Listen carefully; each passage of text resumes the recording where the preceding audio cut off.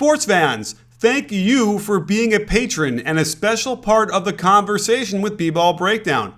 Without you, I wouldn't be here making this extra content. So sit back, relax, and enjoy B-Ball Breakdown Plus.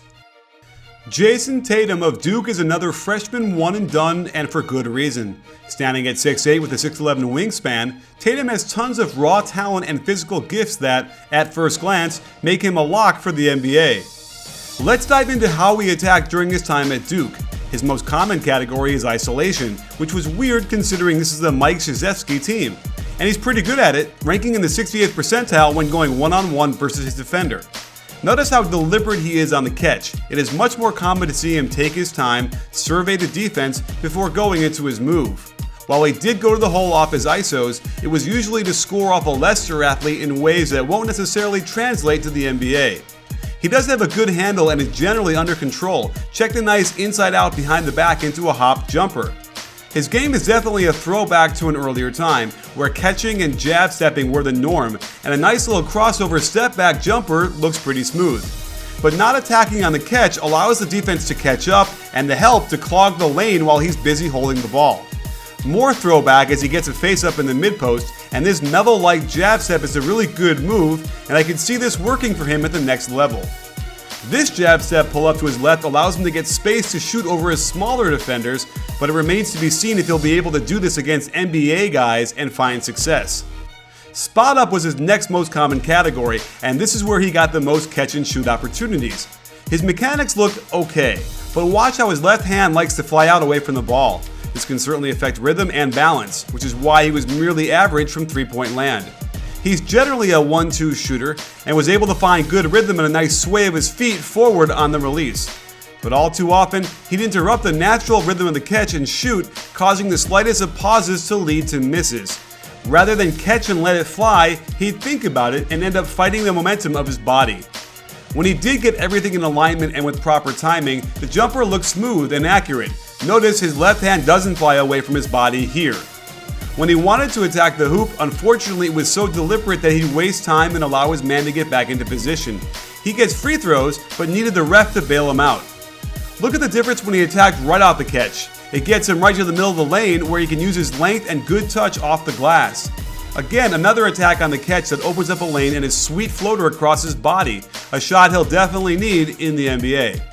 In transition, I like how he can handle the ball to lead the break. He isn't very fast and his footwork is a bit inefficient, but he shows promise as a secondary ball handler in the NBA. He just needs to work on finishing. I like his running posture for the most part, but something looks a little stiff. It seems like he can get going in one direction but struggles to change direction in high speed. He does have a nice sense of changing speeds and hitting his man with a good inside-out dribble, but often his last step isn't very explosive, enabling defenders to challenge him in the air. These moves should end in dunks and finger rolls at the rim, but instead rely on the refs to give him a call. On this finish, you can see that he just doesn't explode off that left foot and would probably benefit from jumping off both feet more often. He scans the floor well and shows evidence of some real polish, like this beauty of a Eurostep off-foot finish.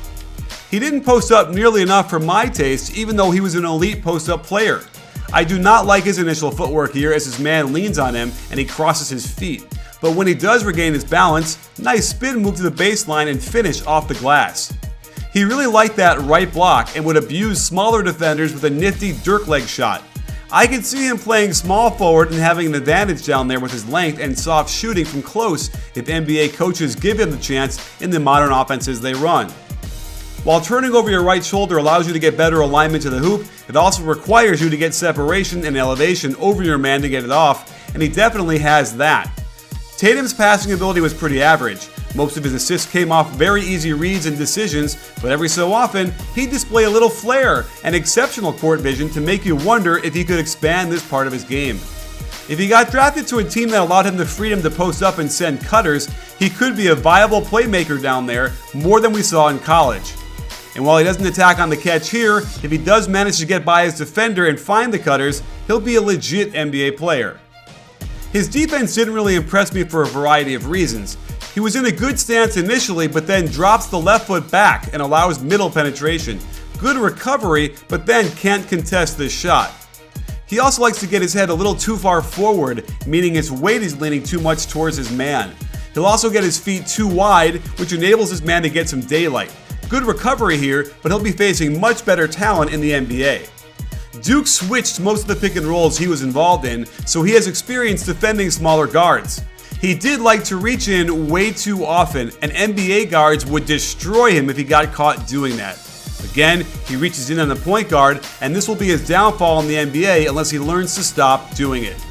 But his long arms are very useful, enabling him to give his man an extra step before rising up to contest shots in the air.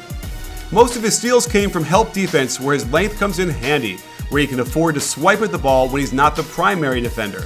It's possible he could be effective in this position, but most guards in the NBA would not get ripped this easily by a defender helping one pass away like this.